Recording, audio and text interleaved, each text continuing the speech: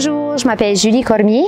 Je suis ici pour vous présenter la deuxième vidéo d'une série de 3 qui parle de l'importance des arbres indigènes dans la forêt acadienne.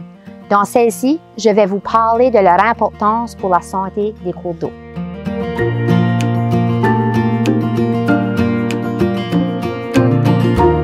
On appelle cette bande de végétation naturelle et permanente qui borde le cours d'eau la zone tampon riveraine. Elle agit comme une zone de transition entre le milieu aquatique et terrestre. Les arbres indigènes jouent un rôle important dans cette zone. Leurs longues racines maintiennent le sol en place pour empêcher l'érosion et la perte de terrain pendant les tempêtes. Les arbres et la bande de végétation permettent de réduire les inondations. Ils servent aussi à filtrer les polluants avant qu'ils se déversent dans les cours d'eau, favorisant une bonne qualité de l'eau. Comme vous pouvez voir derrière moi, nous avons un propriétaire qui habite le long de cette rivière, qu'on sait qu'il y a des saumons, la truite et autres sortes d'organismes, puis à conserver la zone tampon riveraine de façon naturelle. Donc, aucun arbre a été coupé, on protège l'habitat et on protège la rivière.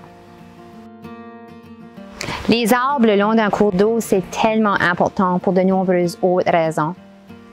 Entre autres, ça augmente la biodiversité dans notre région. Dans un écosystème riverain en santé, les arbres poussent parmi les plantes qui attirent les insectes, les oiseaux et les animaux. Ils servent donc d'abri et de nourriture à la faune. Dans la nature, tout est lié et chaque espèce dépend des autres pour se développer. Les arbres créent aussi de l'ombre, ce qui aide à garder l'eau fraîche dans nos ruisseaux et nos rivières.